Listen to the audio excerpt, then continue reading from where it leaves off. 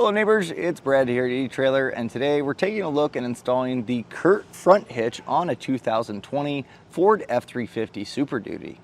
Now, front hitch is traditionally on trucks. You see them for snowplows or winches, things along that lines for work. But a lot of times you'll start to see vehicles, especially trucks, with the front hitch and a bike rack. And as our neighbor's doing here, they're going to have two e-bikes up front. And this is a great way to just get more storage out of your vehicle. That way, if you're loading up for an adventure, you can utilize the front real estate as well.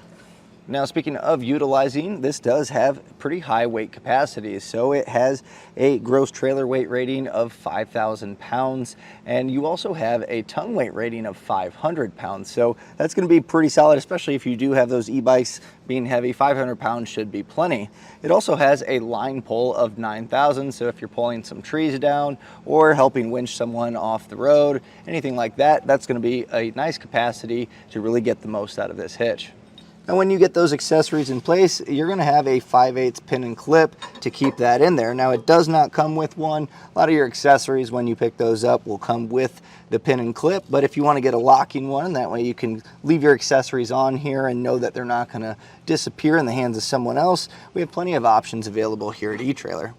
Now, when choosing those accessories, you're going to want to make sure that you have clearance on the front of your truck. So measuring from the center of the hitch pin hole to the furthest point on the rear or the front fascia here, it's going to be about 8 inches. So that's something to keep in mind when choosing those accessories. Make sure that they do extend out far enough to have that clearance. Now, as far as ground clearance goes, from the top of the receiver tube to the ground, it's looking about 9.5 inches. So it's relatively low, something to keep in mind. You might want to grab some accessories that go up. That way you're not dragging low on the ground. And also, as you come up to an embankment or a slope, you want to make sure that you don't damage your accessories while going up those hills. Now, as far as the installation goes, it's actually pretty easy. You're utilizing 2 factory nut plates, and if your truck doesn't have it, it comes with all the hardware, and you just fish wire those in place, lift it up, bolt it down, torque it, and you're ready to go. So I'm going to walk you through that installation, and that way you can get your front hitch installed. Now, we're going to start our installation underneath the front air dam area, and that's where we're going to find some nut plates that are part of the fascia bracket.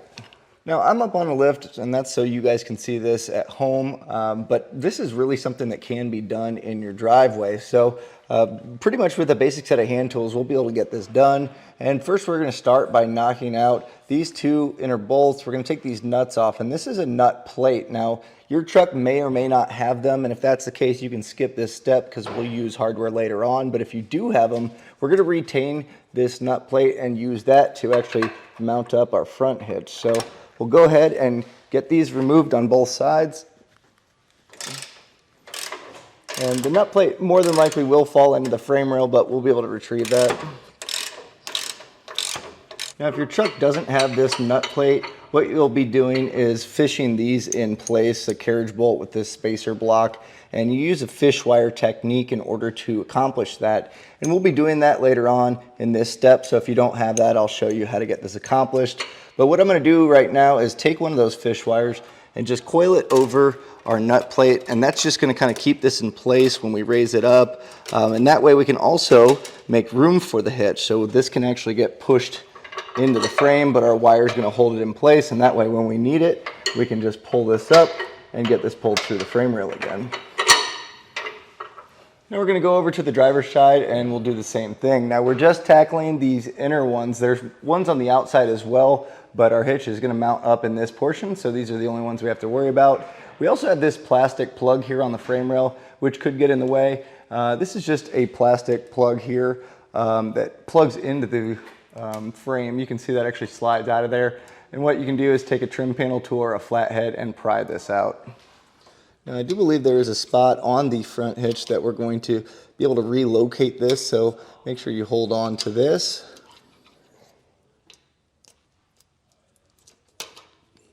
We're going to create a mounting stud here for the hitch to mount up, and the way to do that is going to be that fish wire technique that I just explained, and it's going to be really easy. You take this coiled end of the wire and feed it through this bottom hole here on the frame to the front, and that frame opening will allow us to pass our hardware up. So I'll go ahead and take our spacer block here, and you can just kind of feed that up, or hold it in place, and then coil your carriage bolt on there. And that's going to allow us to pull this through. Might have to jostle it around a little bit, and then this is going to be our mounting point. Now keep your wires on here, that way when you're pushing the hitch up, if you bump this, you're not going to have to feed it out of the frame rail. So I'll go ahead and get this on the other side as well. And we're going to need to trim to give clearance for that center, or that receiver tube, to fit into this front air dam. And I've measured this out just using the instruction manual as reference, and I've used painter's tape to just kind of give me some guidelines as cutting. Now you could probably get away using some shears here, but for a nice clean cut, I use my oscillating tool. You can use a Dremel as well, whatever works best for you. But we'll go ahead and get this trimmed out, and then I'm going to file these edges down and make it look nice and clean.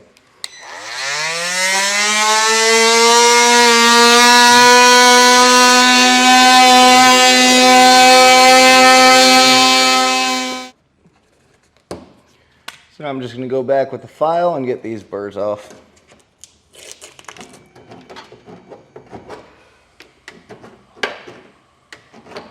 So now with an extra set of hands, we're going to go ahead and raise this up in place. Now I'm going to take my corresponding fish wires and feed them through.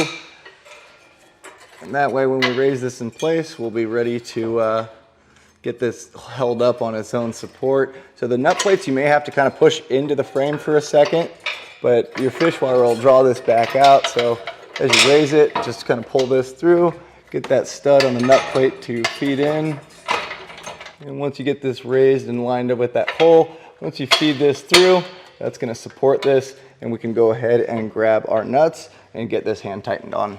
Our fish wire is still attached. I'm going to go ahead and take our new hardware here and then feed this on the nut plate. That's going to hold it in place. We can go ahead, pull our fish wire off and get this on, and then we'll do the same on our bottom.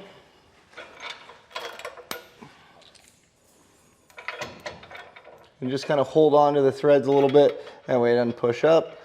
And then once you get your thread started, that should be good. So we'll go ahead and get the rest of the hardware on the other side also hand tightened on.